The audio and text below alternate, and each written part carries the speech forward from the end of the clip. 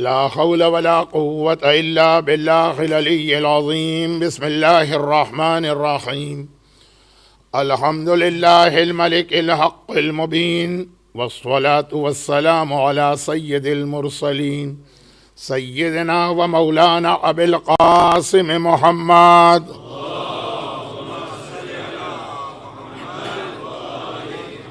وآله الطيبين الطاهرين المعصومين المظلومين، سيما على الإمام المنتظر والحجة الثاني عشر، اللهم عجل له الفرج ولعنة الله على أعدائهم أجمعين. أما بعد، فقد قال الله عز وجل في كتابه المبين وقرآنه المجيد: بسم الله الرحمن الرحيم. أحسب الناس أن يتركوا أن يقولوا آمنا وهم لا يفتنون. صلوات.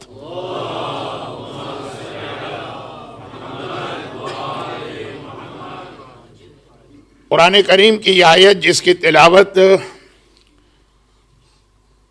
عشرہ زینبیہ 1436 ہجرہ کی پہلی مجلس سے ہو رہی ہے، اور آج اس عشرے کی حد تک آج اس آیت کی تلاوت آخری مرتبہ کی گئی۔ یہ آیت 2014 کے بارے میں نازل نہیں ہوئی، یہ آیت 1436 ہجرہ کے بارے میں نازل نہیں ہوئی، یہ آیت اسلام کے بالکل شروع زمانے میں نازل ہوئی، بلکہ اللہ کے رسول ابھی مدینہ منورہ ہجرت کر کے بھی نہیں گئے ہیں مکے کے اندر، بلکہ مکے میں بھی شیب ابی طالب میں مسلمانوں کے جانے سے پہلے کی آیت، اور اس وقت ایک پیغام دیا جا رہا کہ اے مسلمانوں، اللہ تمہیں ٹیسٹ کرے گا، تمہاری آزمائش کرے گا، تمہارا امتحان لے گا۔ اور یہ کہنے کے بعد پوری ہسٹری بھی بتائی، آدم سے لے کے پیغمبر تک، وَلَقَدْ فَتَنَّ الَّذِينَ مِن قَبْلِهِمْ۔ تو گویا سورہ عنکبوت کی یہ آیت ہر زمانے کے مومن کے لیے یہ پیغام تو بنی کہ جو ایمان تم نے اپنی زبان سے ان یقولو کہا نا قرآن نے، جو ایمان تمہاری زبان پہ آیا ہے تمہیں اسے پروف کرنا، ہر زمانے کے مومن۔ یہ تو آخری زمانہ، آخری زمانہ تو اور زیادہ مشکلات کا زمانہ، پوری ہیومن ہسٹری کا ٹفسٹ زمانہ آخری زمانہ۔ آخری زمانے کے مومن کا امتحان اتنا نہیں ہوگا جتنا پہلے زمانے کے مومن کا ہوا، اس سے زیادہ ہوگا۔ جب یہ آیت سورہ بقرہ کی اس آیت کے ساتھ ملا کے ہم پڑھتے ہیں، جو سورہ بقرہ کی آیت آپ شام غریبہ کی مجلس میں علماء سے سنتے ہیں، وَلَنَبْلُوَنَّكُمْ بِشَيْءٍ مِّنَ الْخَوْفِ وَالْجُوعِ وَنَقْصٍ مِّنَ الْأَمْوَالِ وَالْأَنفُسِ وَالثَّمَرَاتِ۔ تو یہ امتحان بھی جو اللہ نے اس آیت میں بیان کیا کہ جس کے آخر میں کلمہ استرجاع آیا، وَبَشِّرِ الصَّابِرِينَ الَّذِينَ إِذَا أَصَابَتْهُم مُّصِیبَۃٌ قَالُوا إِنَّا لِلَّهِ وَإِنَّا إِلَیہِ رَاجِعُونَ۔ تو وہ جو 5 امتحان بتائے گئے، ہمارے اور آپ کے حساب سے تو اب کچھ باقی نہیں بچا، سبھی کچھ تو اللہ نے ہمارا امتحان لیا اور ٹیسٹ کیا ہمیں۔ بِشَیْءٍ مِّنَ الْخَوْفِ، خوف، دشمن کا خوف، جو رزق کا امتحان، نقص من الاموال، مال کی کمی، انفس، جس کے اندر علماء نے 2 چیزیں بیان کی ہیں، اور چونکہ ان میں سے پہلی چیز آخری زمانے میں بہت اہم بنے گی، وَنَقْصٍ مِّنَ الْأَمْوَالِ وَالْأَنفُسِ، جان کا امتحان اس حوالے سے بھی کہ جان دینا پڑے گی، اس حوالے سے بھی کہ نئی بیماریاں سامنے آئیں گی، صحت اور جان، یہ نقص من الاموال والانفس والثمرات۔ تو اب دیکھیں ساری چیزیں تو پہلے زمانے کے مومن کو بتا دی گئی، پہلا زمانہ، اول زمانہ، سارے امتحان تو اس وقت لے لیے گئے۔ پھر یہ کیوں روایتوں میں آیا ہے کہ مومن کے لیے سب سے زیادہ مشکل زمانہ، اب وہ حدیثیں اتنی مشہور ہیں اور مجلس کا وقت اتنا کم مجھے محسوس ہوتا. میں یہ نہیں کہہ رہا ہوں مجلس کا وقت بڑھایا جائے، ٹائم مینجمنٹ اسلام میں بہت اہم چیز. میں صرف یہ اپنا ایکسکیوز کہہ رہا ہوں کہ بعض اوقات کچھ باتیں انکمپلیٹ رہ جاتی ہیں. تو اب جو آخری زمانے کے لیے بہت مشہور حدیثیں کہ مثلا امام نے یہ فرمایا کہ اپنے ہاتھ میں آگ لے کے کھڑا ہونا آسان ہے، اپنے ایمان کو بچانا مشکل ہو رہا ہوگا. صبح کا مومن شام کو کافر ہو جائے گا، شام کا مومن نیکسٹ مارننگ کافر ہو جائے گا. روزانہ لوگ ایمان میں داخل ہوں گے، ایمان سے باہر نکلیں گے. اور اس کے بعد جو مزید وضاحت آئی کہ مومن اگر کسی آئی لینڈ میں بھی جا کے بیٹھے جائے، کسی پہاڑ کی چوٹی پر، انڈیا اور پاکستان میں ہم ہوتے تو کہتے ماؤنٹ ایوریسٹ، اروشا میں ہوتے تو شاید کلمنجارو کہتے، تو بہرحال کسی پہاڑ کے اوپر بھی جا کے بیٹھے جائے، کسی آئی لینڈ میں بھی چلا جائے، کسی پتھر کے نیچے بھی جا کے چھپ جائے، تو وہاں بھی دشمن پہنچے گا اور اس کو نقصان پہنچائے گا. پہلے زمانے میں بہت آسان تھا کہ اگر جان کو خطرہ ہے شہر سے نکل کے جنگل میں چلے جاؤ. اصحاب کہف خالی اونلی ایگزامپل نہیں ہے، سادات کرام کے پورے خاندان جنگلوں میں گئے اور اسی جنگلوں میں زندگی گزار کے وہی انتقال کیا، کسی کو پتہ بھی نہ چلا کہ باقی زندگی ان کی کہاں گزری. خاص طور پر جب منصور نے بغداد شہر کی وہ وال بنائی اور سید نوجوانوں کا خون، چنانچہ حکم امام سے یہ سادات مدینے کے محلہ بنی ہاشم سے نکلے، خالی مرد، عورتیں وہی محلہ بنی ہاشم ہے. تو غرض یہ کہ جنگل میں گئے جان بچ گئی، آئی لینڈ میں گئے جان بچ گئی. آخری زمانے میں تو یہ بھی نہیں ہوگا. اور امام نے صرف یہ نہیں کہا کہ ہر جگہ تمہاری جان کو خطرہ ہوگا، یہ بھی کہا کہ اگر کسی پتھر کے نیچے جا کے چھپ کے بیٹھ جاؤ گے تو پتھر پکار کے دشمنوں سے کہے گا کہ آؤ، یہاں پہ ایک مومن بیٹھا ہوا. اب آج کی جو ٹیکنالوجی ہے اس کی مدد سے آپ کو معلوم کہ پتھر بولے گا اس سے مراد کیا اور کتنا آسان ہے کسی کو بھی ڈھونڈنا اور تلاش کرنا. اب یہ الگ بات ہے کہ 777 بوئنگ اتنا بڑا جہاز غائب ہو گیا اور دنیا کہتی ہے ہمیں پتہ ہی نہیں چلا کہاں چلا گیا. اور دوسری جانب وہ یہ بھی کہتے ہیں کہ اس دنیا کے اندر اگر کوئی آدمی اپنے بوٹ کا لیس باندھتا ہے وہ ہمیں پتہ چل جاتا ہے کون ہے، کہاں ہے، کدھر. خیر اب یہ موجودہ زمانے کا ایک فتنہ ہے، کوئی مسٹری نہیں ہے، مسٹری بنا دیا گیا ورنہ سمجھدار لوگ جانتے ہیں. خیر تو خلاصہ یہ ہے کہ امتحان، آزمائش، ٹیسٹنگ، ٹرائل، بھوک کے ذریعے، خوف کے ذریعے، مال کے ذریعے، جان کے ذریعے، بیماری کے ذریعے، اولاد کے ذریعے، یہ تو ہر دور میں ہو رہا تھا. یہ آیتیں جو میں تلاوت کر رہا ہوں آپ کو معلوم، یعنی بار بار یہ جملہ کیا کہوں، وقت ہے ہی نہیں، کہ یہ تو پہلے سن بعثت کی آیتیں ہیں، پہلی ہجری کے مسلمانوں کو پیغام دیا. تو جب ہم سے کہا تمہارا ٹرائل اور زیادہ مشکل ہوگا تو آخر وہ کیا. اور اس حوالے سے ہمارا سبجیکٹ یاد رکھیے، دعا اور کرنٹ ٹائم پیریڈ.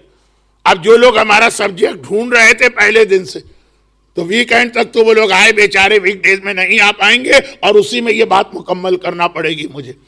بہت چھوٹی سی ایک بات کہی جائے لیکن بہت بڑی بات وہ یہ ہے کہ آخری زمانے کا وہ مسئلہ تو ہر ایک کے علم میں ہے. دیکھیے یہ بھی ایک طریقہ ہے دشمن کا، اٹینشن کو ڈائیورٹ کرنا.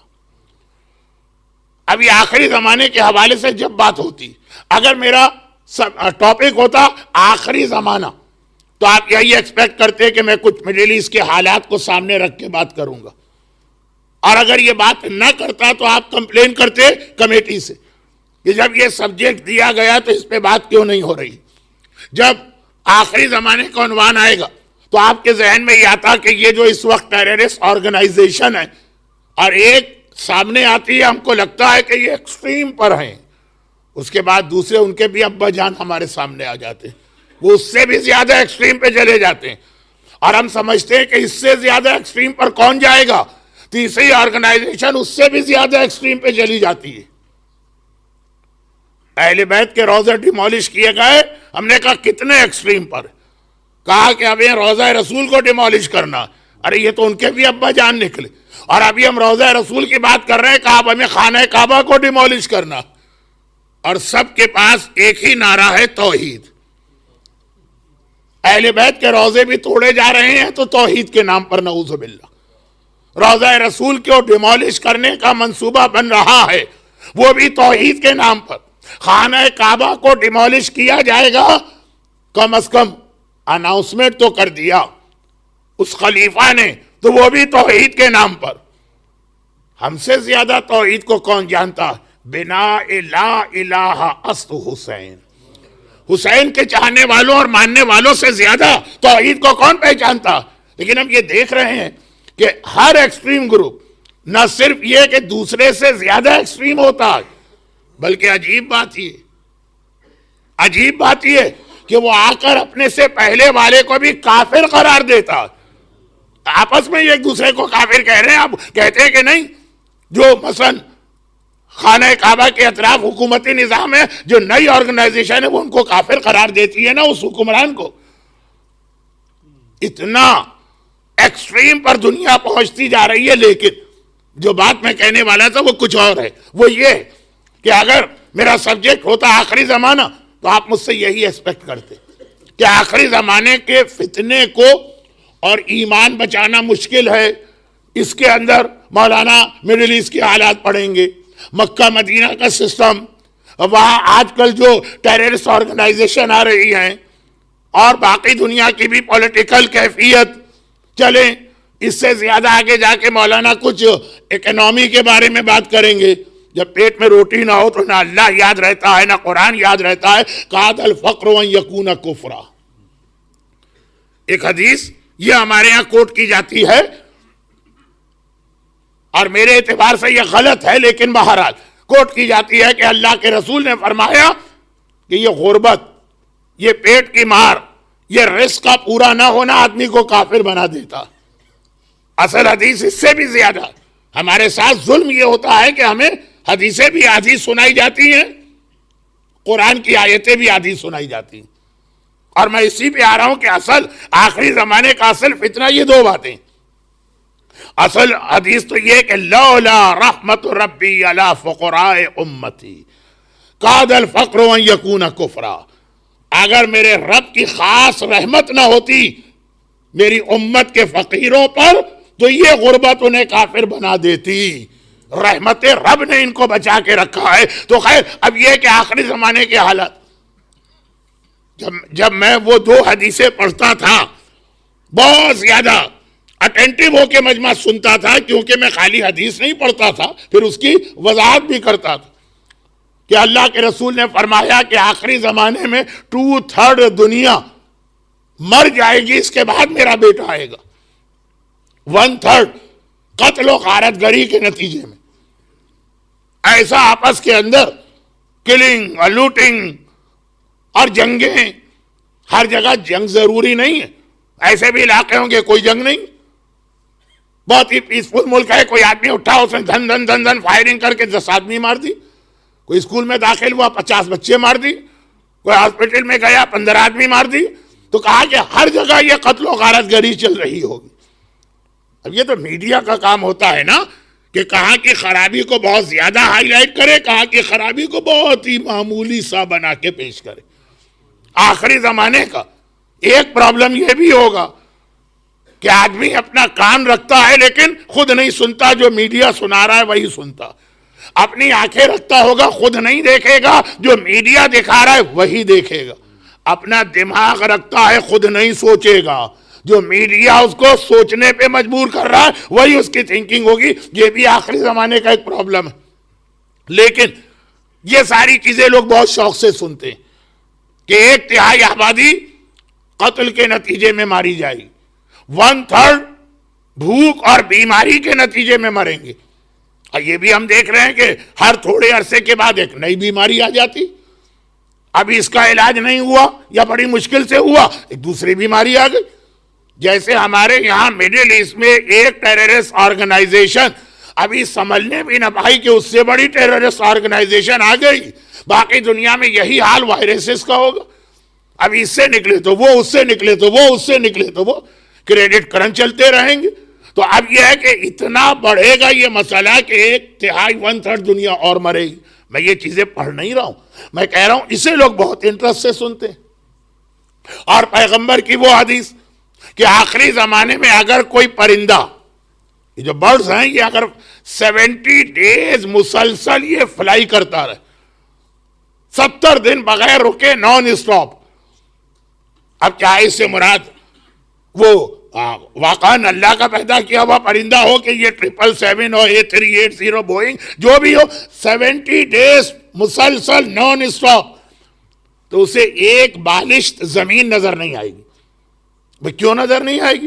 اچھا یہ بڑی عجیب حدیث ہے, مجھے نہیں پڑھنا پھر بھی پڑھ دیتا ہوں کیونکہ 1 منٹ کی ہے. یہ بڑی عجیب حدیث ہے.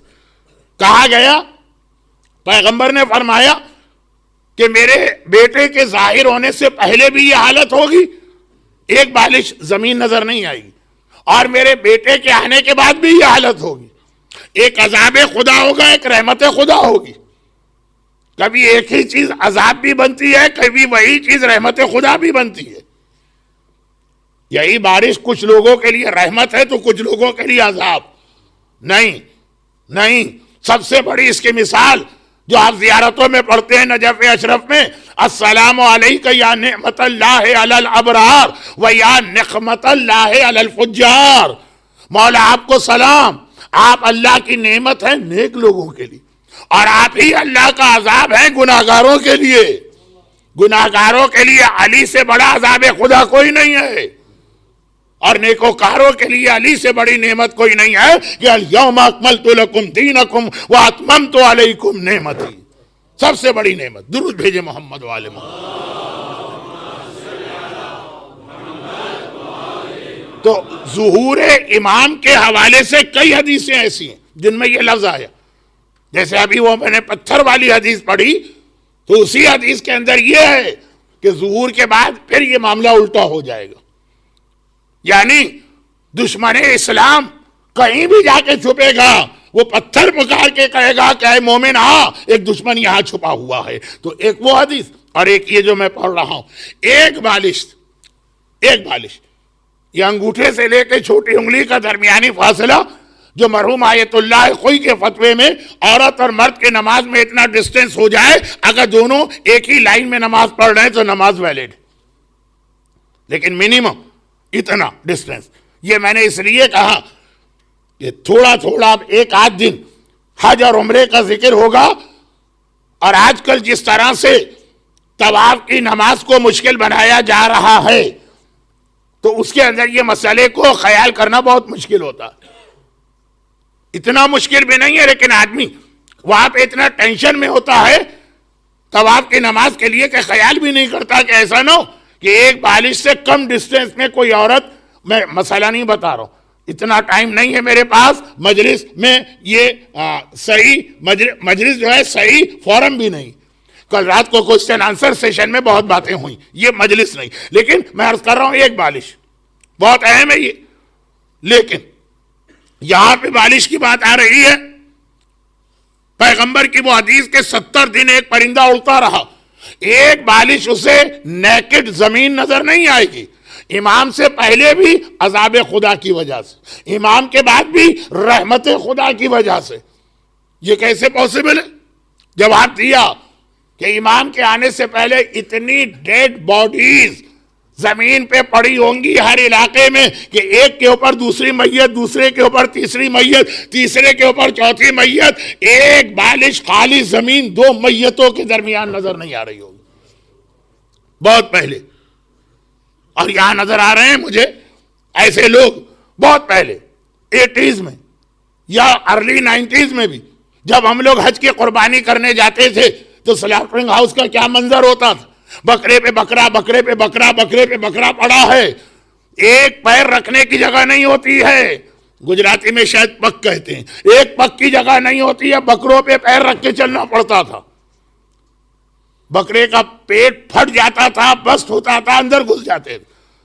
ہم جیسے لوگوں کو لے بھی نہیں جاتے تھے ہمارے گروپ والے کے مولانا آپ تو ہر بکرے کا پیٹ پھاڑیں گے. تو خلاصہ یہ ہے کہ وہ منظر جو ہم نے بکروں کا 80s میں یا 70s میں دیکھا, کہا کہ آخری زمانے میں اتنی قتل و غارت گری ہوگی کہ دو لاشوں کے بیچ میں اتنی جگہ بھی خالی نہیں ہوگی, اور ظہور امام کے بعد اللہ کی برکتیں آئیں گی, اور دنیا میں اتنی گرینری ہوگی کہ ایک بالش جگہ بھی تمہیں نظر نہیں آئے گی جہاں خالی زمین ہو. گرینری, رحمتیں, برکتیں, پھل پھول پودے, یہ سب اللہ کی طرف سے. خیر, تو بات یہ ہو رہی ہے کہ یہ والی حدیث انٹرسٹ بھی ہوتا آدمی. اب اتنا تو ہر ایک نے سنا, یہ جو میں نے ابھی آپ کے 10 منٹ لیے اس میں کون سی نئی بات میں نے کہی, اتنا ہر ایک نے سنا ہے. پھر اس کی مزید تشریح چاہیے ہوتی, اور بہت زیادہ انٹرسٹ بڑھ جاتا ہے مجلس میں جب ان حدیثوں کو آج کی جو لیٹسٹ بریکنگ نیوز ہے اس سے ملا کے آپ کو سنایا جائے. یہ کہا جائے دیکھیے ابھی BBC میں یہ خبر آئی ہے, یہ ایک حدیث پیغمبر کی. دیکھیے ابھی CNN میں یہ نیوز آئی ہے, ابھی یہ حدیث, اسکائی نیوز میں یہ خبر آئی, اور انٹرسٹ بڑھ جاتا. وہ عالم بھی بہت بڑا عالم بن جاتا ہے جو ریڈیو ٹیلی ویژن کا نیوز بلیٹن آپ کے سامنے دوبارہ ریپیٹ کر دے, البتہ ہر ایک کے ساتھ ایک حدیث بیان کر کے. مگر آخری زمانے کے یہ مین پرابلم نہیں ہے, یہ تو سائٹ کے پرابلم ہیں کہ اتنی قتل و غارت گری ہو رہی, ایسا بھوک, ایسا بیماریوں کا ماحول بن رہا, پولیٹیکل سچویشن اس طرح بدل رہی, پتھر کے نیچے بھی مومن کو پناہ کی جگہ نہیں مل رہی. یہ سب سائٹ کے پرابلم ہیں, یہ مین پرابلم نہیں ہے. بلکہ اگر میں یہ کہوں کہ مین پرابلم سے ہماری اٹینشن ہٹانے کے لیے یہ چیزیں پیدا کی گئیں, جیسے آج کل معاویہ کی پولیٹکس کا ایک اور حصہ بہت اہم بنا دیا گیا, دعا اور موجودہ زمانہ. میرا ٹاپک یاد رکھیے گا, میں بار بار یاد دلا رہا ہوں, اس سے پہلے کہ آپ کمپلین کریں کہ مولانا آپ آج کی مجلس کس ٹاپک پہ پڑھی گئی, دعا اور موجودہ زمانہ. جیسے معاویہ کی پولیٹکس کا ایک بہت اہم حصہ تھا جو آج خاص طور پر ویسٹرن ورلڈ میں استعمال ہو رہا. ہمارے یہاں اتنی قتل و غارت گری ہو رہی ہے کراچی میں, کیا شہادتیں بند ہو گئیں؟ مسئلہ یہی ہوا ہے کہ اب مومن, دنیا بھر کے مومن جہاں شہادتیں نہیں ہوتی ہیں ان علاقے کے, وہ کہتے ہیں کہ مولانا اگر 2 یا 3 آدمی مارے گئے تو اس کی کیا خبر دیں, کیا فاتحہ پڑھیں, اب تو اناؤنسمنٹ بھی نہیں ہوتا. ہاں کوئی 50 60 100 آدمی اگر مرے تو بتائیے کہ ہاں یہ کوئی آج ٹریجڈی ہوئی. 2 4 6 کی موت کو تو مومن بھی قابل توجہ نہیں سمجھتا, اگنور کر جاتا کہ کہاں تک فاتحہ پڑھے جائے. خالی فاتحہ پڑھنا, اس میں لوگ کہتے ہیں کہاں تک پڑھے جائیں, کچھ اور تو ہیلپ کر ہی نہیں پا رہے ہیں. تو خیر مسئلہ یہ ہے کہ شہادتیں ابھی بھی ہو رہی, اور اب تو بڑے کیلکولیٹڈ پیمانے پہ شہادتیں ہو رہی, بہت پلاننگ کے ساتھ شہادتیں ہو رہی, اور سارا اسلامی دنیا. لیکن جہاں یہ نہیں, اب ہمارے یہاں ہم انوالو ہو گئے ان شہادتوں میں, تو ہماری توجہ دوسری چیزوں سے ہٹ گئی ہے. یہی دشمن چاہتا کہ اصل اٹیک تو کہیں اور سے ہو رہا, اور جہاں پہ ایسا ماحول نہیں ہے, آپ کے گھر محفوظ, آپ کے بچے محفوظ, آپ کی فیملی محفوظ, تو وہاں پہ ایک طریقہ جو معاویہ کی پولیٹکس تھی, اسپورٹس کے اندر لوگوں کو انوالو کر دو. ان کو اس سے زیادہ انٹرسٹ ہو کہ آج جو ان کی بہت ہی فیوریٹ قسم کی ٹیم ہے, کوئی مانچسٹر یونائٹڈ ٹائپ کی, وہ ہار رہی ہے کہ جیت رہی ہے, کراچی میں کتنے ڈاکٹر شہید ہو گئے یہ چھوڑ دیں, اس کے لیے آدھا منٹ بھی نہیں ہے ہمارے پاس. اور فٹ بال کے گیم کے لیے ہمیں سارے کام روک کے جا کے وہاں بیٹھیں گے اور دیکھیں گے. یہ حرام چیزیں نہیں ہیں, لیکن بات یہ ہو رہی ہے دشمن کا طریقہ کیا. اب میں معاویہ کی پولیٹکس پڑھ نہیں سکتا اس لیے کہ ٹائم آج نہیں ہے میرے پاس. چھوٹا سا جملہ, مسجد کوفہ میں اب تو صاحبان ایمان کثرت کے ساتھ اس مسجد کی زیارت کر رہے ہیں, اور یہ حدیث سن کے زیارت کرتے ہیں کہ معصوم نے کہا جو خانہ کعبہ جاتا وہ اللہ کا حق ادا کرتا ہے کیونکہ کعبہ اللہ کا حرم ہے, اور جو مسجد النبوی میں جاتا وہ ہمارے جد رسول خدا کا حق ادا کرتا کیونکہ مسجد النبوی رسول خدا کا حرم، اور مسجد کوفہ میں آتا وہ ہمارا حق ادا کرتا ہے کیونکہ مسجد کوفہ ہمارا حرم ہے۔ دنیا کی تیسری اہم ترین مسجد سب لوگ جاتے ہیں، اور اب یہ آپ نے شاید نوٹس کیا ہو، یا اگر کسی گروپ میں کوئی زیادہ معلومات رکھنے والا ہو تو اس نے مینشن کیا ہو، یہ دیکھو یہ جو دروازہ ہے مسجد کوفہ کا مین انٹرنس، اس کا نام بدلا گیا ہے ابھی، باب فیل ہاتھی والا دروازہ چینج کر کے اب باب صوبان رکھا گیا، اژدہے والا دروازہ، اژدہا وہ پیٹرن۔ لیکن ایک جملے کے ساتھ خانہ کعبہ کی زیارت کو آپ جاتے ہیں، کتنے دروازے ہیں؟ مور دین 100۔ بہرحال فضیلت باب السلام سے داخل ہونے کی ہے۔ باب السلام خانہ کعبہ کے مور دین 100 گیٹس یا ڈورز میں افضل والا۔ مسجد النبوی میں جاتے ہیں، ابھی تک 74 گیٹس ہیں مسجد النبوی کے، فضیلت باب جبرائیل سے داخل ہونے کی۔ اور مسجد کوفہ میں جاتے ہیں، کئی دروازے ہیں، بلکہ ابھی تو جو نئے دروازے بنائے گئے مسلم ابن عقیل اور حانی ابن عروہ کے روضوں کی ریکنسٹرکشن کے بعد، تو بہت سارے دروازے ہیں، فضیلت ہے باب صوبان سے داخل ہونے کی۔ مگر یہ باب صوبان جس کا نام بدل کے معاویہ نے باب فیل رکھا، اور صدام کے ٹاپل ہونے کے بعد دوبارہ اس کا پرانا نام واپس آیا، یہ وہی معاویہ کی پالیٹکس۔ اٹینشن کیسے ڈائیورٹ کی جاتی ہے اہم مسئلے سے، ہمارے یہاں قتل و غارت گری ہوگی تو آپ کے یہاں اسپورٹس ہوں گے، مقصد صرف یہ ہے کہ جو مین پرابلم ہمارا ہے ادھر ہماری توجہ نہ ہو، اور وہ میں اس وقت آپ کے سامنے بات شروع کر رہا ہوں، پھر اس کو دعا سے لنک دینا۔ مگر صرف ایک چھوٹی سی بات، جب میں نے آپ کے 30 منٹ ایسے سبجیکٹ پہ لے لیے جو ہے تو بہت انٹرسٹنگ، کہ what's happening in our world today, کیا ہو رہا ہے آج دنیا میں، جب میں نے اس پہ 30 منٹ لے لیے، یہ کہتے ہوئے کہ یہ میرا سبجیکٹ نہیں، پھر بھی 30 منٹ لے لیے، تو 1 منٹ اور سن لیجئے تاکہ ایٹ لیسٹ اس کے حوالے سے بھی ایک بات آپ کے سامنے آئے، اور وہ یہ، بلکہ 2 باتیں چھوٹی سی، ایک تو اصل، ایک تو میرا سبجیکٹ نہیں ہے، دوسرا آگے چل کے سبجیکٹ بنے گا۔ اس لیے پہلی بات، ہماری ساری توجہ ظہور امام کے حوالے سے مڈل ایسٹ پر ہوتی ہے۔ امام مکے میں ظاہر ہوں گے، پہلا جہاد مدینے میں کریں گے، کوفے کے اندر امام کو بہت بڑی آرمی ایسٹ سے آ کے جوائن کرے گی، اور دمشق کے اندر حضرت عیسیٰ آئیں گے اور سفیانی کا خاتمہ کر کے پھر امام کی حکومت اسٹیبلش ہوگی۔ یہ ہر ایک کے ذہن میں اتنا سا میپ تو ہے، Mecca to Medina to Kufa to دمشق۔ مگر جسٹ بیفور ظہور کے بعد نہیں، ظہور سے پہلے جو سب سے امپورٹنٹ ریجن ہوگا اور جہاں کے حالات کا بہت ہی گہرا تعلق ہے ظہور امام سے، وہ ہے یمن، جو بالکل ہمارے اعتبار سے ایک سائڈ کا علاقہ۔ یمن میں کیا ہو رہا یہ تو اکثر مومنین کو معلوم بھی نہیں، اور جنہیں تھوڑا بہت پتا چل رہا ان کے ذہن میں بھی یہ اتنا کلیئر نہیں ہے کہ یمن کا ظہور امام سے کتنا گہرا تعلق۔ بہت ہی مختصر ایک بات میں عرض کروں، یمن وہ علاقہ ہے جو ہمیشہ سے محبان اہل بیت کا مرکز رہا تھا۔ یہ وہ علاقہ ہے کہ جہاں رسول خدا نے امام علی کو 6 مہینے کا گورنر بنا کر بھیجا تھا۔ 6 مہینے امام علی مدینہ چھوڑ کے یمن میں گئے تھے۔ آخری حج میں امام علی رسول کے ساتھ مدینے سے نہیں نکلے تھے، وہ نارتھ سے آئے تھے مکے میں، اور امام علی ساؤتھ یمن سے آئے تھے۔ بہت اہم علاقہ ہے محبت اہل بیت کے حوالے سے۔ اور دشمنان اہل بیت جو ان کا ایک پروپیگنڈا ہوتا ہے۔ کل رات کو کوئسچن آنسر میں کسی کا ایک سوال آئے، مولانا کیا بات ہے کہ باغ فدق کے بارے میں ہمارے علماء کبھی کوئی بات نہیں کرتے اور کاؤنٹر دلیلیں نہیں دیتے ہیں جو دشمنان اہل بیت کی دلیلیں؟ میں نے بہت تفصیل کے ساتھ وہاں پہ یہ بات، اس کا جواب دیا تھا، یہ جو کیو این اے سیشن رات کا تھا۔ مگر وہ بات تھی کہ ہمارے خلاف پروپیگنڈا ہوتا ہے جس میں باغ فدق بھی شامل ہے، کہ جی یہ لوگ جھوٹ بولتے ہیں، ایسا کوئی واقعہ نہیں۔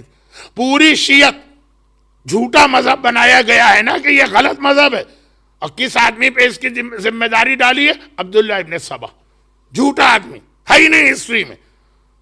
اور اس کو کہاں سے یہ لوگ کہتے ہیں بلونگ کرتا ہے؟ یمن سے. یمن دشمنان اہل بیت کے سینے میں کانٹے کی طرح چبھتا رہتا. بہت زیادہ مشکل میں شاید لفظ استعمال کر گیا، لیکن بہت اہم علاقہ، اور خاص طور پر ظہور امام سے اس علاقے کا، اس ریجن کا اتنا گہرا تعلق ہے کہ ہمارے بزرگ علماء کے حالات میں ایک جملہ لکھا ہوتا تھا کہ وہ آخری زمانے میں، بلکہ اس سے بھی پہلے، یعنی آخری زمانے سے مراد اپنی عمر کے لیٹر اسٹیجز، یمن میں ہجرت کر کے جاتے تھے اور وہاں رہا کرتے تھے. کیونکہ یہ جملہ سنیے، کیونکہ یہ کنفرم ہے حدیثوں سے کہ سب سے پہلے جو آرمی امام زمانہ کو جوائن کرے گی وہ یمن والی ہوگی. یہ سید حسنی یا ایران والے یہ تو کوفے میں آ کے امام کو جوائن کریں گے. جب امام مکے سے مدینے کا جہاد کر لیں گے، مدینے سے کوفے کا جہاد کریں گے، تب یہ لوگ آئیں گے. ہر ایک کا رول اہم ہے، لیکن بات کہہ رہا ہوں کہ یمن پہلی آرمی. اور اگر آپ کے سامنے تھوڑا سا میپ ہو تو سمجھ میں بھی آئے گا کہ مکے سے نیئرسٹ جگہ یمن ہی تو یمن. اور بہت کچھ ہو رہا ہے یمن، بہت کچھ ہو رہا ہے اس وقت یمن. البتہ میں یہ نہیں کہتا کہ اس کا امام زمانہ سے کوئی تعلق ہے، اس لیے کہ سوائے اللہ کے کوئی نہیں جانتا کہ آخری زمانہ کب آئے گا. ہم خالی گیس کر سکتے ہیں. حدیثوں میں تو یہاں تک ہے کہ جب مولا سے پوچھا گیا کہ مولا کیا زمانے کے امام کو بھی معلوم ہوگا کہ میرا ظہور کب ہے؟ کہا ان کو بھی نہیں معلوم ہوگا. تو کیسے پتا چلے گا؟ کہا ذوالفقار جو ان کے پاس ہے وہ بولے گی کہ اے حجت خدا میرے ہاتھ میں لینے اور جہاد کا وقت آ گیا. تو اب وہ تو خیر ایک بہت الگ سبجیکٹ شروع ہو جائے گا. تو آخری زمانہ کب ہے یہ کسی کو نہیں معلوم. مگر یمن میں بہت کچھ ایسا ہو رہا ہے جس کی جانب سے ہماری توجہ بالکل ہٹی ہوئی. اچھا، جیسا کہ میں نے کہا کہ یہ ہمارا سبجیکٹ بھی نہیں ہے، مجھے اس سے زیادہ انٹرسٹ بھی نہیں کہ پولیٹیکل سچویشن کیا بن رہی، کیونکہ جب آپ پولیٹیکل سچویشن کو ہائی لائٹ کریں فوراً ذہن میں آتا ہے پھر تو یہ آخری زمانہ، اور یہی خیال غلط، اور یہی خیال نہیں آنا چاہیے. تو میں تو آج کل ادھر جاتا ہی نہیں. مگر جن لوگوں کو تھوڑا انٹرسٹ ہے وہ یمن کو اگنور نہ کرے یا اوور لک نہ کرے. یہ تو ہو گئی ایک بات. اصل بات جو میں کہہ رہا تھا وہ یہ ہے کہ آخری زمانے کے حوالے سے جو اصل فتنہ ہے اور جو اصل مومن کا امتحان ہے، وہ جو دو بہت اہم باتیں، اور یہ دونوں شاید ایک دوسرے سے انٹر کنیکٹڈ ہیں یا شاید دونوں ایک ہی چیزیں، وہ یہ ہے کہ آخری زمانے کا جو مومن کا امتحان سب سے بڑا ہوگا کہ آخری زمانے میں مومن کی ایگو بہت بڑی کر دی جائے گی. ہر ایک اپنے آپ کو اپنے علاقے کا خدا سمجھ رہا ہوگا. گھمنڈ بہت زیادہ ہوگا. ایروگنس صاحب ایمان میں بہت زیادہ ہوگی. کبھی کافروں میں تو ہمیشہ سے رہی، نان بلیورز میں ہمیشہ سے رہی، دشمنان اہل بیت میں یہ بات ہمیشہ سے رہی. ابو جہل جیسا دشمن اسلام جب بدر کی لڑائی میں گھوڑے سے زمین پہ گرا اور جس نے اسے قتل کیا، دو تین الگ الگ نام ہیں، شاید وہ دو بچے معوذ و معاذ تھے، شاید کوئی اور تھا. تو بہرحال ابو جہل زمین پر سب سے بڑا دشمن اسلام، عرب کا سب سے ایروگنٹ آدمی، جو یہ کہتا تھا کہ یہ اسلام ہم کیسے قبول کریں جس میں ہمارا غلام ہمارے برابر آ کے بیٹھ سکتا، یہ اسلام ہمیں نہیں چاہیے جس میں بلال ہمارے سر پہ کھڑے ہو اور نیچے کھڑے ہو کے بلال کی اذان سنے، یہ اسلام ہمیں نہیں چاہیے جو ہمارے غلاموں اور کنیزوں کو ہمارے ایکول رائٹس دیتا. بہت ایروگنٹ آدمی تھا. اور اتنی حالت تھی اس کی ایروگنس کی کہ جب بدر کی لڑائی میں وہ زمین پہ گرا ہے 17 رمضان 2 ہجرہ، تو اپنے قاتل سے کہہ رہا کہ جب میرا سر کاٹنا تو کوشش کرنا کہ جتنا یہ جو میری نیک ہے اس کے نیچے سے کاٹ سکتے ہو اتنا نیچے سے کاٹنا. قاتل حیران ہو گیا، بھائی وصیت لوگ کرتے میرے فیملی کا خیال کرنا، میرا قرضہ ادا کرنا، میرے بچوں کو دیکھنا. کہا کہ اس لیے کہ جتنا نیچے سے سر کٹے گا شولڈر کے قریب، جب اس کو اٹھاؤ گے اتنا وہ اچھا اور خوبصورت لگے گا. میں یہ نہیں چاہتا کہ مرنے کے بعد بھی میری شکل یا میرا سر برا لگے. ایروگنس دیکھیے، ایروگنس بھرا ہوا. لیکن مومن اتنا ایروگنٹ کب بنے گا؟ وہ تو اہل بیت کا ماننے والا، جن کی کیفیت یہ ہے کہ ایک دن اگر فضا کر کے کام کرتی ہیں اور شہزادی آرام کرتی ہیں تو نیکسٹ ڈے فضا بستر پہ آرام سے لیٹی ہیں اور سو رہی ہیں. شہزادی ان کے کپڑے دھو رہی ہیں فضا کے، شہزادی کھانا پکا رہی ہیں فضا کے لیے، شہزادی خدمت کر رہی ہیں فضا کی. ان کے چاہنے والے اتنے ایروگنٹ کب سے بنے؟ آخری زمانے کا سب سے بڑا پرابلم یہ کہ ہر آدمی کی ایگو کو اتنا بڑا کیا جائے گا کہ مومن دوسرے مومن سے امر بالمعروف قبول کرنے کو بھی تیار نہیں ہوگا. ذرا سسٹم اسٹرانگ ہو تو وہ تو اس بات پر سو کر دیا کرے گا کہ اس نے مجھے امر بالمعروف کیا کیسے. مومن کی بات تو میں نے بہت دور سے اسٹارٹ کی. بھائی کی بات سننے کو تیار نہیں ہوگا. اولاد والدین کی ایک چھوٹی سی بات برداشت کرنے کو تیار نہیں. بیوی اور شوہر کا ریلیشن بھی اتنا ایروگنس کا ریلیشن بن جائے گا، ٹالرنس ختم ہو کے رہ جائے گا سوسائٹی سے. اور یہ عجیب بات یہ کہ دنیا کے وہ ممالک جو بڑے فخر کے ساتھ کہتے ہیں کہ ہماری سوسائٹی میں بہت ہی زیادہ ٹالرنس ہے، یہ وہاں کے رہنے والے مومنوں کی حالت ہوگی. ہم غریب غربا تھرڈ ورلڈ کنٹریز میں پھر بھی ٹالرنس ہوگا. ایٹ لیسٹ اولاد والدین کی رسپیکٹ کرے گی، چاہے ان کی بات پہ عمل کرے کہ نہ کرے. یہاں تو والدین آدھی بات بھی کہیں گے تو کیسا سخت جواب اس کا بیٹا یا بیٹی دے گی. شوہر اور بیوی کی بات تو نہیں کرنا ہے، میرے اوپر سو ہو جائے گا. لیکن مسئلہ یہ ہے کہ اتنا زیادہ ایروگنس ہوگا. اور پھر وہ اسٹیج تو آ ہی جائے گا جسے آج کی مجلس میں نہیں لانا چاہ رہا ہوں تو بہت ہی سائڈ سے ہوتے ہوئے آگے نکل رہا ہوں. وہ اسٹیج آئے گا کہ امام جماعت جمعے کا خطبہ نہیں دے پائے گا. ہر جملے پہ مجمع میں سے ہر آدمی کہے گا یہ میری توہین ہوئی ہے، میری بے عزتی ہوئی، اس پہ میں سو کروں گا، اس پہ میں یہ کروں گا. اور جب یہ امام جماعت تو اس کے بعد ممبر والے ہم جیسے اسٹوڈنٹ آ جاتے. مجلس کا ایک ایک جملہ جو ہے وہ اس نیت کے ساتھ سنا جائے گا کہ اس کے اندر کون سا ایسا لفظ پکڑا جائے کہ یہ ثابت کیا جائے یہ ہماری توہین کی ہے. اور آخری اسٹیج پھر وہی مرجعیت کا آئے گا. اب میں اس پہ آنا نہیں چاہ رہا تھا مرجع پر آج، اس لیے کہ 3-4 دن بہت باتیں ہو گئیں، اور میں اس لیے بھی ذرا سی اپنی مسٹیک سمجھ رہا ہوں کہ جو مجمع میرے سامنے آتا ہے پہلے دن سے مجھے پتا یہ سارے مراجع سے محبت کرنے والے ہیں، مراجع کی عظمت کو ماننے والے.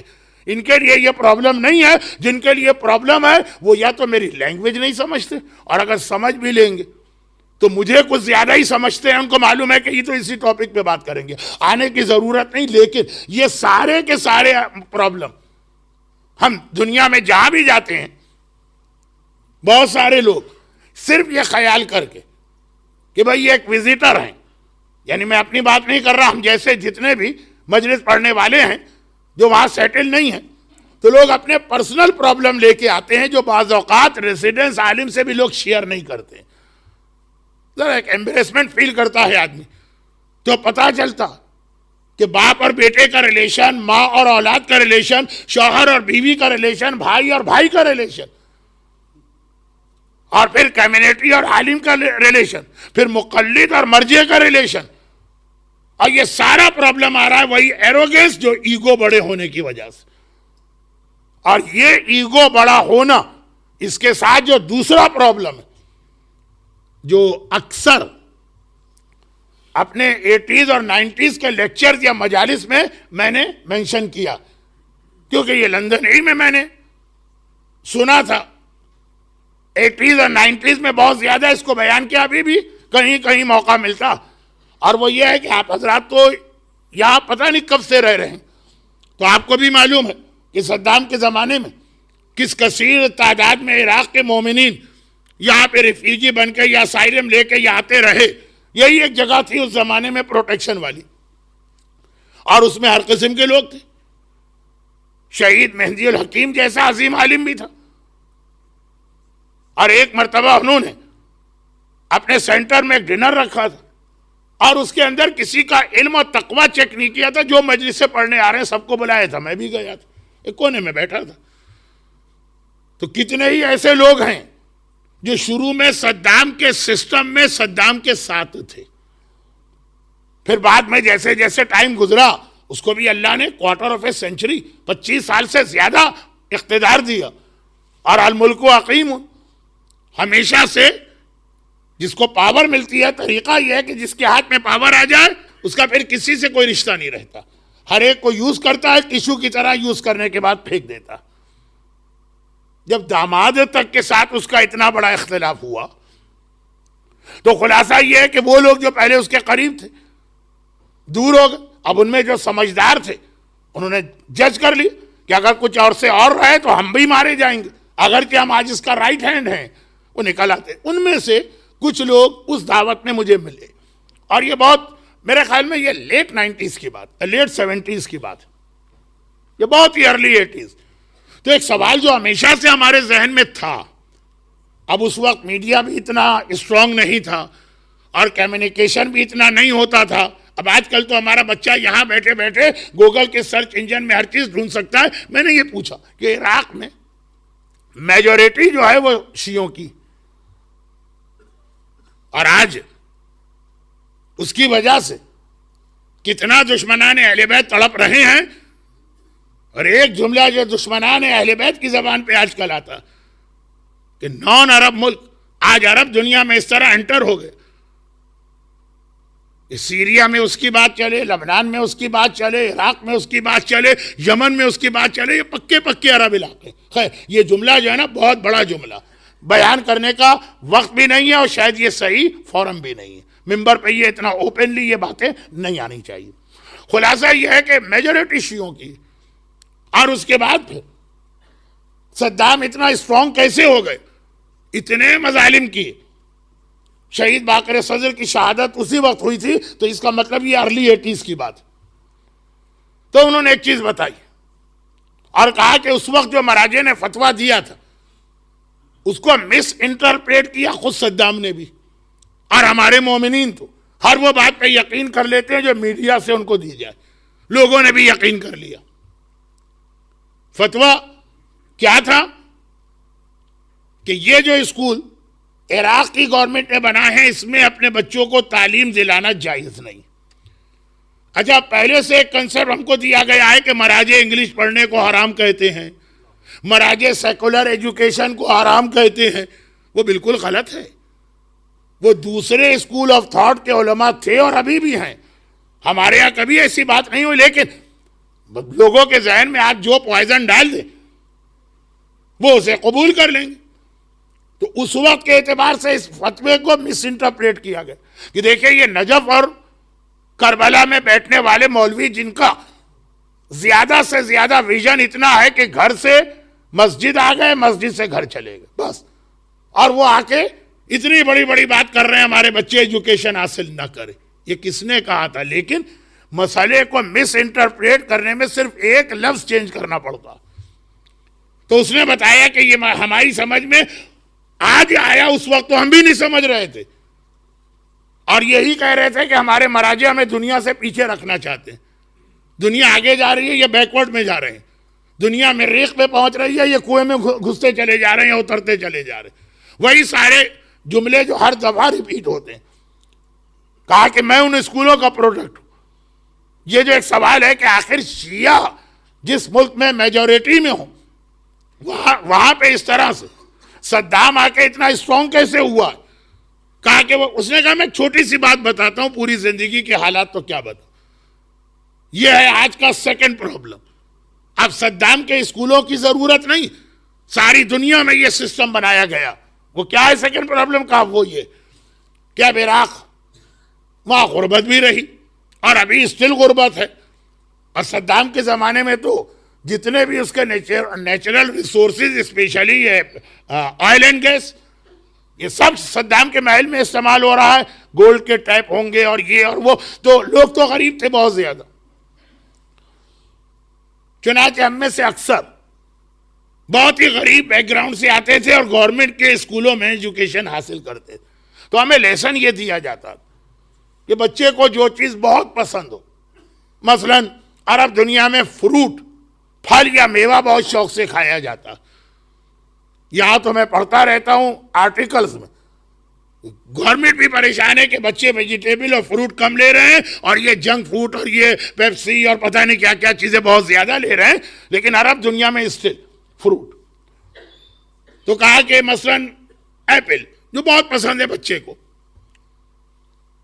وہ رکھا میز پر اور کہا کہ یہ تمہیں ملے گا. یہ بچہ جو گھر سے روٹی تک اسے نہیں ملی، فروٹ تو اس نے شاید 6 مہینے سے ٹچ بھی نہیں کیا، اور اس کے سامنے لا کے رکھ دیا گیا ٹیبل پر. بہت سی باتیں ہم اور آپ اس کو جوک سمجھیں گے، لیکن بچہ بن کے آپ کو سننا پڑے گا، جو چائلڈ سائیکولوجی کہلاتی. جو میں نے ایک دن کہا تھا نا کہ یہ جملے بعد میں آئیں گے کہ شیطان کو سمجھنا ہے تو شیطان بن کے سوچنا ہے، دشمن اہل بیت کو سمجھنا ہے تو دشمن اہل بیت بن کے سوچنا ہے، گدھا ڈھونڈنا ہے تو گدھا بن کے سوچنا ہے. تو خیر، اب وہ لا کے فروٹ رکھ دیا گیا اور کہا گیا ہے تمہارا. اب بچہ خوش ہوا، آگے بڑھنا چاہ رہا. کہا رک جاؤ، کہو کہ یا اللہ فروٹ ادھر آ جائے. آئے گا کیا؟ نہیں آئے گا. اچھا کہا یا محمد نہیں، یا علی نہیں، یا فاطمہ نہیں، یا حسین نہیں، اور یا عباس. یوزولی جو صاحبان ایمان دنیا بھر کے ہیں وہ یہاں پہ اسٹاپ ہو جاتے ہیں، پھر چوتھے اور 5ویں اور 8ویں اور 9ویں کو تو کون یاد کرتا. یہ بہت اہم نام، سارے نام لو، آگے نہیں بڑھاؤ. فروٹ کیسے آگے بڑھے گا؟ کہا کہ اب آگے بڑھو اور خود اٹھا لو. اٹھا لیا، کھا لیا. اب جب کھا لیا تو کہا گیا کہ دیکھو، نہ اللہ تمہاری مدد کو آئے گا، نہ علی آئیں گے، نہ عباس آئیں گے. جو کرنا ہے خود سے کرنا ہے، بس اپنا سوچو، کسی اور کا خیال نہ کرو. اچھا اب یہ بہت ہی چھوٹی بات پہلے دن، لیکن جب مسلسل یہ بات ریپیٹ ہو، پتھر پر بھی ایک ڈراپ آف واٹر پڑے تو پتھر میں سوراخ ہو جاتا. کہا کہ اس طرح سے ہمیں آہستہ آہستہ کر کے یا عباس ہو یا حسین ہو یا علی سے ہٹایا گیا اور سیلفش بنایا گیا. اور یہ کئی ملکوں کے ایجوکیشن سسٹم میں یہ بات کہی جاتی ہے. اچھا اس کو ایک اور اچھے انداز سے سنی. لائف از فار انجوائمنٹ، اپنی لائف خود انجوائے کرو. اب اس میں پیرنٹس نکل گئے، اس میں ہسبینڈ وائف اسپاؤس نکل گئی، اس میں اولاد نکل گئی.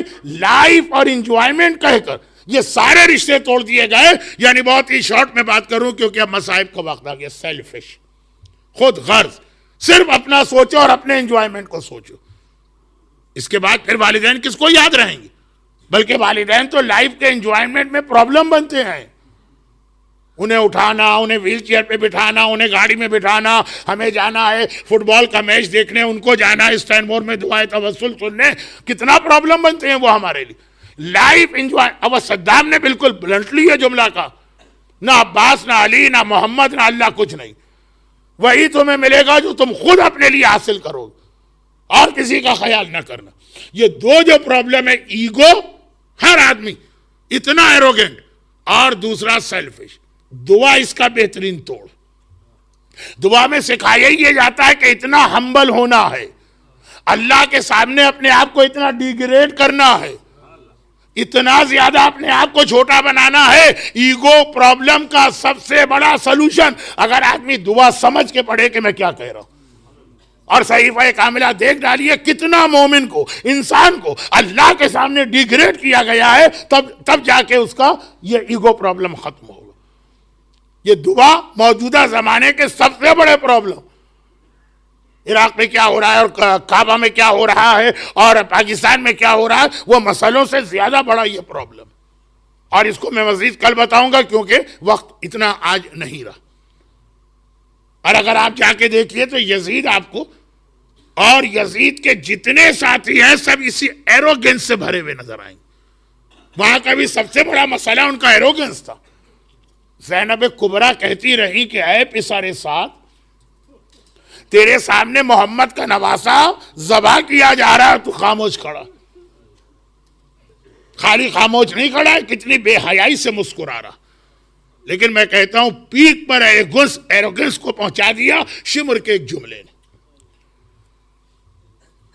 بہت ساری چیزیں ہوتی ہیں بہت سارے طریقے ہوتے ہیں. دیر آر سرٹن ویز کہ آپ کو اپنا آرڈر آگے اگر پاس آن کرنا. مگر ذرا شمر کا جملہ سنی. یہ ایسا نہیں لگ رہا ہے کہ وہ اپنے آرڈر پہ عمل کرانا چاہتا ہے, یہ بتا رہا ہے کہ کتنا ایروگنس ہے اس کے اندر. عشرہ زینبیہ کی پہلی مجلس, خطبے کے فوراً بعد جو جملہ میں نے کہا تھا کہ آخری رخصت کے وقت حسین نے زینب سے ایک دعا کی ریکویسٹ کی اور ایک بد دعا نہ کرنے کی. اے بہن, نماز شب میں مجھ کو یاد رکھنا. اور دیکھو کتنا ہی ٹف ٹائم آ جائے کبھی بد دعا نہ کرنا. زینب نے بھائی کے دونوں ریکویسٹ کس طرح مانی کہ زندان شام میں بھی پہنچ گئی تو نماز شب کبھی چھوڑی نہیں تھی. آقا سجاد کا جملہ کہ جب رات کے وقت بھی کبھی قافلہ چلایا گیا تو بیویاں بندھے ہوئے ہاتھوں سے اونٹ پر بیٹھی ہیں اور نماز شب پڑھ رہی ہیں. اور بد دعا کا مرحلہ بھی آپ نے دیکھا. حسین نے جو بات کہی, زینب نے اس کے بعد کتنے مشکل امتحان دیکھے. اپنی چادر چھنی, سجاد کی کمر پہ کوڑے پڑے, سکینہ کے رخسار پہ تماچے لگے, بھائی کا لاشا پامال ہوا ہے, خیمے جلے ہیں, بے محمل و عماری کی سواریوں پر بٹھایا گیا, بازوؤں میں رسی باندھی گئی. ایک بار بھی علی کی بیٹی نے بد دعا کے لیے کچھ کہا نہیں. ہاں, ایک منزل ایسی آئی کہ زینب کو اپنی ماں فاطمہ یاد آ گئی. ایک بار ماں فاطمہ نے مدینے میں بد دعا کے لیے ہاتھ اٹھائے تھے, زینب کو ماں یاد آ گئی. کب؟ جب یہ قافلہ کوفے کے قریب پہنچا. کوفہ پرانے زمانے کے ہر سٹی کی طرح چاروں طرف سٹی وال ہے, جگہ جگہ اس کے اندر انٹرنس کے گیٹ. 2 گیٹ بہت قریب تھے. مگر شمر, یہ امام علی کے زمانے میں اس کوفے میں رہ چکا, اس نے ایک بار اہل بیت کے قافلے کو اس گیٹ سے انٹر کرنا چاہا جس سے امام علی اپنی فیملی کو کوفے میں لایا کرتے تھے. زینب کی نگاہ اس دروازے پہ پڑی. زینب کو بابا یاد آ گئے. میرا بابا جب مدینے سے مجھے لے کے آتا تھا, اور علی کو پتا ہے کہ میں زینب جیسی بیٹی کو لا رہا ہوں, زینب. لیکن پھر بھی امام علی کے غیرت. پہنچ گئے, کہا ٹھہر جاؤ, ابھی ہم لوگ یہیں اس شہر کے باہر اسٹے کریں گے. گھر نظر آ جائے تو مسافر کا دل چاہتا ہے جلدی چلا جائے. زینب نے کہا بابا کیوں؟ کہا ابھی دن کا وقت ہے, کوفے کی گلیوں میں لوگ چل رہے ہیں, علی کی غیرت برداشت نہیں کر سکتی کہ اس وقت لوگوں کے درمیان سے اپنی بیٹیوں کو لے کے جائے. یہ زینب کتنے حجاب کے ساتھ ہوگی, مگر کہا کہ پھر بھی علی کی غیرت. رات ہو گئی, مغرب کی نماز. بابا اب تو اندھیرا چھا گیا. کہا کہ نہیں, ابھی بھی لوگ گلیوں میں ہیں اور انتظار کرو. آدھی رات کے قریب علی زینب کو لے کے کوفے میں انٹر ہوئے اور بار بار کہہ رہے ہیں زینب بیٹی چادر اچھی طرح سے اوڑھی ہے نا, نقاب تو صحیح طریقے سے بندھا ہے نا, ایسا نہ ہو کہ ہوا چلے. زینب جیسی بیٹی کو علی, یہ باپ کی غیرت کہہ رہی ہے کہ بار بار نصیحت کر رہے. زینب نے دروازہ دیکھا, زینب کو بابا یاد آ گیا. یہی دروازہ تو تھا جس سے میرے بابا میرے حجاب کا کتنا خیال کرتے ہوئے مجھے لے جاتا تھا. ایک مرتبہ کہا شمر شمر ہمیں کسی اور دروازے سے لے جا. ارے قریب میں ہی دوسرا دروازہ ہے, وہاں سے لے جا. شمر کو نہیں لے جانا تھا, بہت طریقے تھے. اتنا کہہ سکتا تھا کہ زینب ہم نے سارا انتظام یہاں پہ کیا ہے, اب ارینجمنٹ چینج نہیں ہو سکتے. کیا کہا, ذرا ایروگنس دیکھیے. شمر کہتا اے زینب کیا آج بھی اپنے آپ کو شہزادی سمجھ رہی ہو؟ ہماری قیدی ہو, ہم آرڈر دیں گے تمہیں ہمارا آرڈر ماننا پڑے گا. علی کی غیرت مند بیٹی کو ایک مرتبہ جلال آ گیا. ہاتھوں کو جوڑا, چاروں طرف بیویوں کو دیکھا. اے سیدانیوں اور بیویوں, یہ مجھے مجبور سمجھ رہا ہے. ابھی میں اس کو دکھاتی ہوں زینب کی طاقت کیا ہے. میں بد دعا کرتی ہوں تو سب مل کے آمین کہنا. یہ کہہ کے زینب نے آسمان کو دیکھنا چاہا, مگر آسمان سے پہلے نوکے نیزہ پر بوڑھے بھائی کا کٹا سر نظر آ گیا. دیکھا حسین کی آنکھوں سے آنسو جاری. گھبرا گئی زینب. بھیا تو کسی مصیبت میں نہیں رویا, اس وقت کیا یاد آ رہا؟ عباس یاد آ رہے, اکبر یاد آ رہا, اصغر یاد آ رہا. کٹے ہوئے سر سے آواز آئی, زینب مجھے اپنا مشن اور مقصد یاد آ رہا جس پر میں نے سب کو قربان کیا. بد دعا نہ کرنا, جس طرح شمر کہتا ہے اسی طرح آگے بڑھ جا. بس ایک بار ایک بار زینب نے ہاتھ نیچے کیے، بیویوں کو دیکھا، اے رقیہ، اے کلثوم، اے سکینہ، اے لیلا، اے رباب، میں بد دعا نہیں کرتی ہوں، میرا بھائی منع کر رہا، مگر ہاں انٹر ہوتے ہوتے مڑ کے نجف کو دیکھا، آواز دی بابا یا علی مدد، اپنی زینب کی مدد کو آئیے، دن کی روشنی میں نامحرموں کے درمیان بے مقنع و چادر کے جانا پڑ رہا۔ اجرکم اللہ، پروردگارہ شریکت الحسین، عقیلہ بنی ہاشم، ام المصائب، زینب کبریٰ کے ان مصائب کا واسطہ جو صاحبان ایمان اور مومنات آج کی مجلس میں، ان کو، ان کے گھروں کو، ان کے گھر والوں کو، ان کی روزی کے ذرائع کو، ان کی اولادوں کو ہر پریشانی اور مصیبت سے محفوظ فرما، ان کے گریے کا واسطہ ان کی ساری حاجتیں قبول فرما، دنیا بھر کے صاحبان ایمان کی حفاظت فرما۔ خداوندہ خاص طور پر ہمارے محترم زائرین کرام جو کربلا گئے ہیں، خیر و عافیت سے زیارت مکمل کر کے اپنے اپنے گھروں تک آنے کی توفیق عطا فرما۔ ہمارے تمام مرحومین، خصوصاً جن مرحوم کا انتقال حال میں ہوا، اعلی علیین میں اہل بیت سے ملق فرما، بیماروں کو شفاء کاملہ عطا فرما، ظہور امام زمانہ میں تعجیل فرما۔